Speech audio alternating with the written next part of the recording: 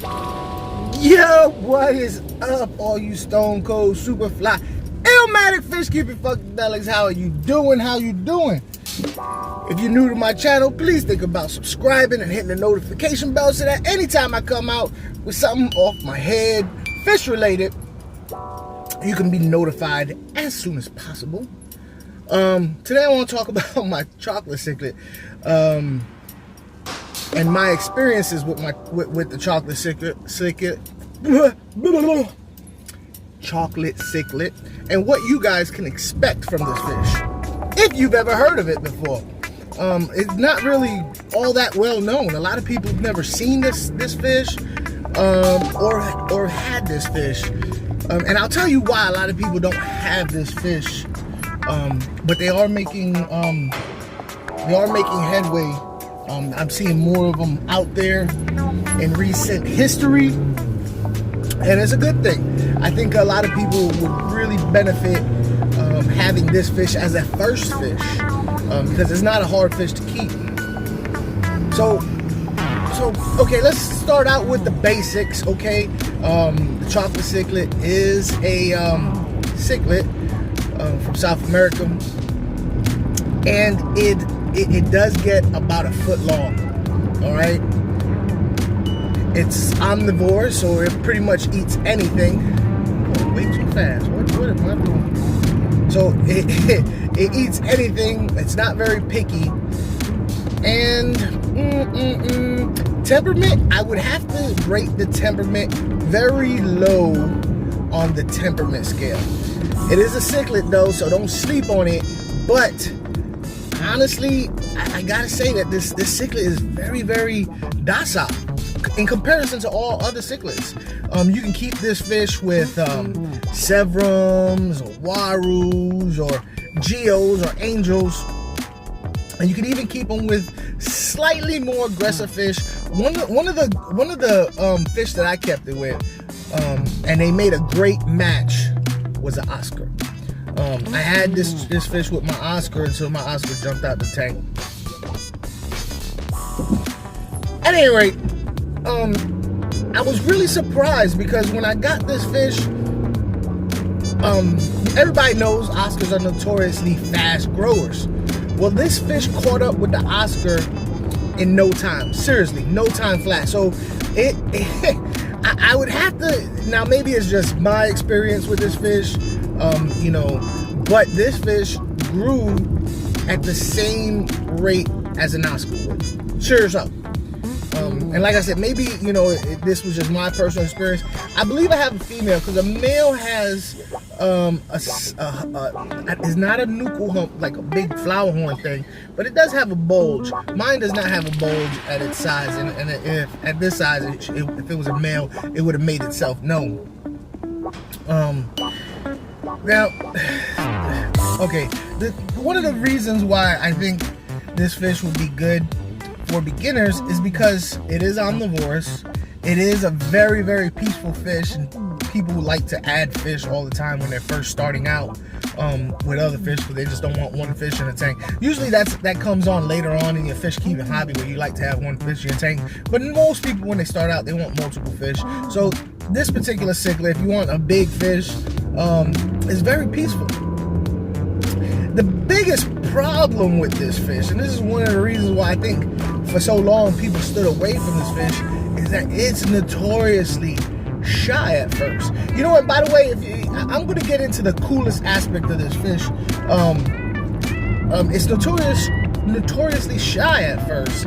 It took mine, I give it about 3 months, something like that, before it really kind of came out from hiding. And even now, you know, it's no big deal for this fish to just, you know, hide behind something. It's just its nature. It's a shy fish by nature, and it's not going to be a fish that is all over the tank and really personable, at least in my experience. But it is a beautiful, beautiful fish. In fact, it's called the emerald cichlid. And the reason why is, oh, I'm hitting bumps. Sorry for that. It's like an earthquake, huh? And the reason why it's called the emerald cichlid is that this fish will like regularly change color, like a chameleon. You know, the little like army patterns and stuff. It goes from brown to what, like a chocolate brown, like a dark chocolate brown, like what you normally see. But it'll easily change to red and yellow and green. And that's through the course of an hour. You know, it's the coolest thing I've ever seen in a fish that changes color so often for no real apparent reason. Like, a lot of fish will change color because of, you know, aggression issues or mating issues. This thing, there's no rhyme or reason. It just, and it'll change color right in front of your face. So yeah, I'm really digging this fish. Becoming one of my favorites of the not angels and not GEO cichlids. It's, let me think. I don't know. I know. Okay. As far as food, it pretty much would eat anything. But being a cichlid, you want to lean towards the meat.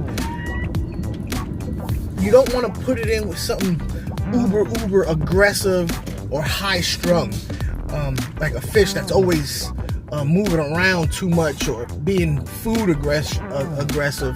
Because why do people park on the line? You know what I mean? Like, come on, man. This line's there for a reason. Be in the middle of it. Be in the middle of it, dude. So chocolate cichlid, definitely the coolest fish. I'm gonna give you some shots of this one. This one that I have. I have it with geos and some angels and stuff. It's doing really well. But definitely the coolest thing is this color changing ability. You know, if you plan on breeding them, there are substrate breeder, and this is the time where they will get kind of, you know, rowdy, is during mating time, like any fish. You know, do you want to keep the water at about in between, let's say 77 degrees would be good. Of course, you gotta have the clean water with every fish. I think it's funny that in every video it says, you know, must have clean water. Like, if that's that one fish that needs to, you know, every fish needs to have routine water changes. But in a lot of people will be like, this fish must have routine water changes, like it's something different. But yeah, this must have routine water changes. You'd be very pleased with this fish, especially for a first-time fish. pH, on paper it says pH should be kind of on the low side, like, you know, 6.5, 7, 7.5. But to be honest with you, mine is like 7.8, and this fish is just doing just fine. You know, good fish, good fish. If you could get past the first 2 or 3 months of it hiding, because you do have to provide hiding places, okay? Because this fish does need places where it can, you know, unwind because of its shyness. So you do want to provide like a bush of leaves. Like I got those plants, those silk plants from, like, I forgot where I got it, Walmart or, you know, Dollar General, one of them places. And at first I believe it's a she, hid behind there. And then eventually just, now she doesn't go out. Now there will be occasion where maybe there's a lot of people running, like have kids at the house that are running past the thing. Well, it'll go in there. But for the most part, no, it's out and about changing color. I've seen it be nippy one time, and that was when I was feeding bug bites. Which, come on, they're fish.